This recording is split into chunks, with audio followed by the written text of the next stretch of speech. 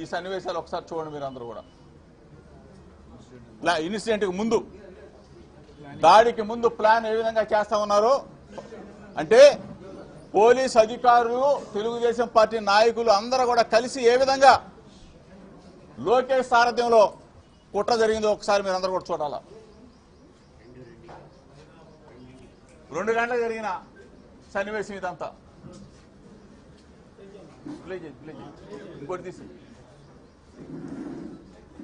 ఇంకోటి పెట్టు. ఇదిగో చూడండి పెట్రోల్ బాంబులు, అదిగో చూడండి అతను పెట్రోల్ సీసా మళ్ళీ పెట్టు.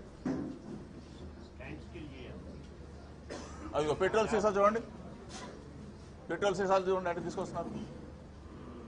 మీరు చూడండి, మీడియా మిత్రులు అందరూ చూడాలి. ఇదిగోండి పోలీస్ చూడండి, అంటే ఎస్కార్ట్ ఇస్తున్నారు వీళ్ళు, వాళ్ళకి ఎస్కార్ట్.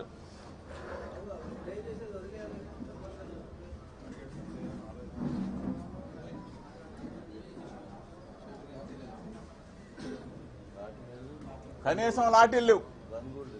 చూడండి ఆ పెట్రోల్ బాంబు ఎట్లా, ఇదిగో చూడండి ఇతనైనా, అదిగో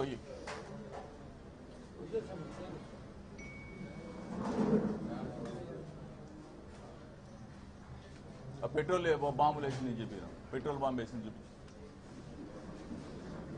ఇదిగో ఇతను చూడండి, ఇదిగో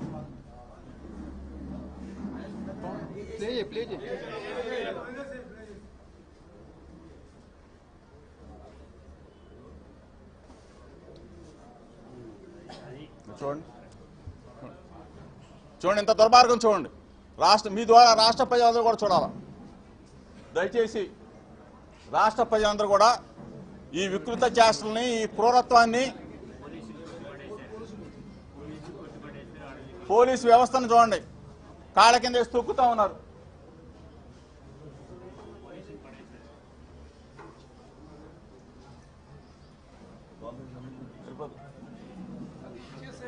ఆ సీసా వేసేది ఒకసారి చూపించు, ఆ సీసా వేసేది ఒకసారి చూపించు.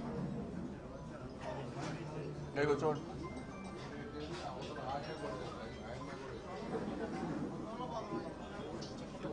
ఇదిగో చప్పట్లు కొడుతున్నారు చూడండి ఇక్కడ, ఇదిగో చప్పట్లు కొడుతున్నారు, ఆనందం చూడండి.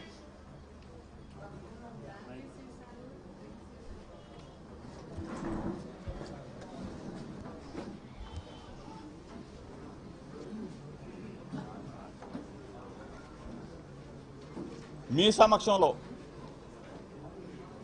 చాలామంది మీడియా మిత్రులు ఏ విధంగా నా ఇంటి మీద దాడి చేశారు, ఏ విధంగా క్రూరంగా రాక్షసంగా ప్రవర్తించారో మీరందరూ కూడా చూశారు. ఈ విధంగా రాక్షసంగా క్రూరంగా ప్రవర్తించి మరలా అగైన్ నేను మాట్లాడిన మాటల మీద కేసు ఫైల్ చేశారు. కేసులు నేను నిన్న మాట్లాడితే ప్రజాస్వామ్యంలో నేను అనకూడని అంటే 83 రోజుల పాటు నన్ను జైల్లో పెట్టి నిర్బంధించి ఆ తరువాత నా ఇంటి మీద దాడి చేసి నన్ను, నా కుటుంబాన్ని మట్టు పెట్టాలనో లేకపోతే భయపెట్టాలని చెప్పేసి చూసి మరలా అగైన్ తిరుపతిలో 1 కేసు 2 కేసులు, మళ్ళీ ఇబ్రహీంపట్నంలో 1 కేసు 2 కేసులు. అంటే నువ్వు కేసులు పెట్టి నన్ను జైలుకు పంపించి నన్ను దడిపించాలని చెప్పేసి మీరు చూడాలని చెప్పేసి అనుకుంటున్నారేమో. ఇందాక ఒక ట్వీటా ఇది చంద్రబాబు నాయుడు గారు ఇది మాట్లాడేది రాలేదా? జోగి రమేష్ ఇంటి మీద దాడి చేస్తే ఎవరినైనా క్షమించొద్దు లేకపోతే అరెస్ట్,